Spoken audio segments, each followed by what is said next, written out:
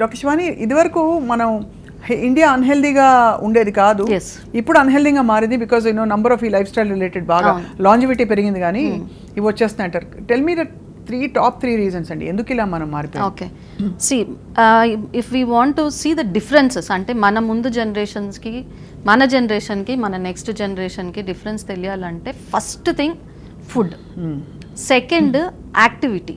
ఇప్పుడు మన grand parents ఉన్నారనుకోండి, ఏ పని చేసినా మాన్యువల్గానే, ఇంట్లో పని దగ్గర నుంచి పొలం పనుల దగ్గర నుంచి మనం ఎక్కడికన్నా వెళ్ళాలన్నా కూడా మేజర్లీ ఇట్ వాజ్ మాన్యువల్. మన పేరెంట్స్ దగ్గరకు వచ్చేసరికి కొంతవరకు మాన్యువల్ అయింది ఉండింది, చాలా వాటికి మెషిన్స్ వచ్చినాయి.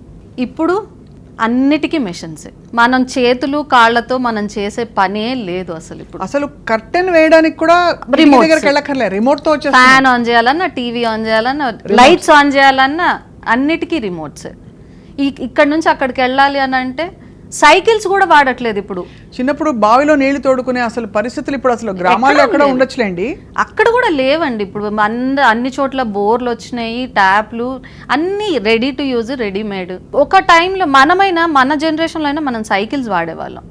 ఇప్పుడు పిల్లలు సైకిల్స్ కూడా వాడట్లేదు, ఈ ఎలక్ట్రిక్ స్కూటీలని ఇవి వాడుతున్నారు. ఎక్కడ ఫిజికల్ యాక్టివిటీ ఎక్కడ ఉంది? అంతే కదా. ఫుడ్ కూడా అంటారు మన పేరెంట్స్, వాళ్ళంతా తినింది అదే కదా, మనం ఎందుకు తినకూడదని. వాళ్ళు చేసిన యాక్టివిటీ ఏంటి, మనం చేస్తున్న యాక్టివిటీ ఏంటి?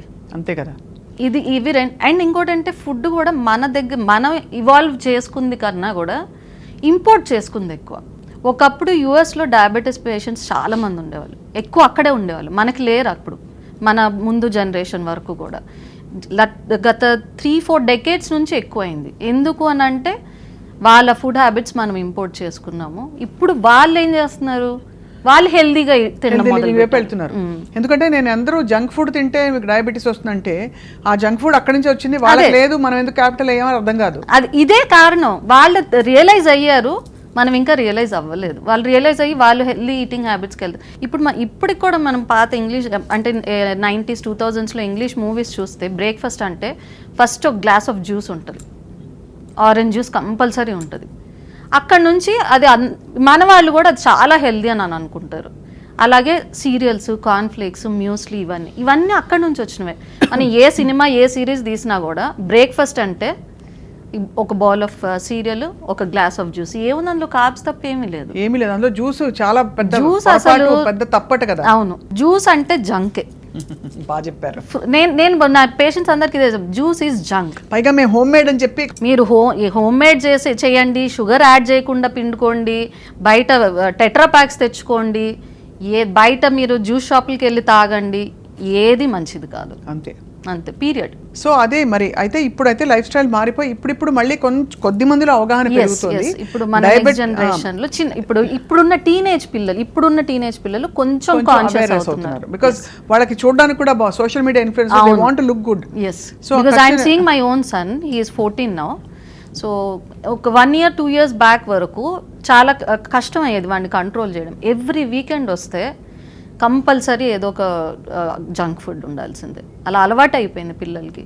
ఈ 2 years నుంచి వాడు కొంచెం కాన్షియస్ అయ్యాడు, ఫుడ్లో చాలా జాగ్రత్తగా ఉంటున్నాడు, స్పోర్ట్స్ కానీ ఫిజికల్ యాక్టివిటీ కానీ. ఒక ప్రాబ్లం ఏంటంటే మన పేరెంట్స్ వాళ్ళ గ్రాండ్ పేరెంట్స్ దగ్గర నుంచి చాలా ప్రాబ్లం ఫేస్ చేస్తున్నాను. ఎస్పెషల్లీ నేను ఫేస్ చేస్తున్నాను.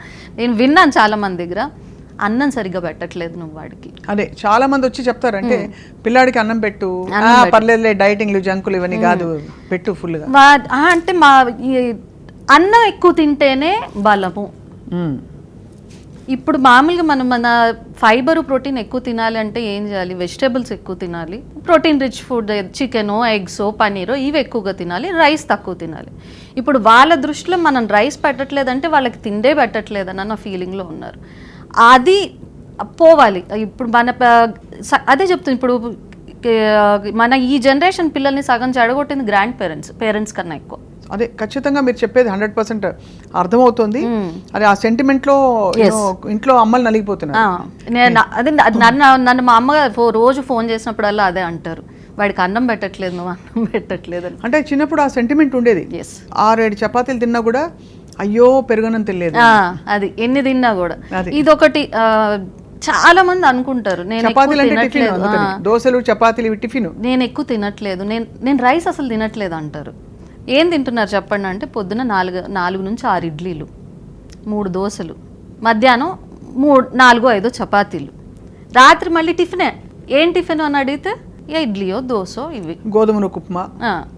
అదైనా కొంచెం పర్వాలేదు, ఇడ్లీలు దోశలు.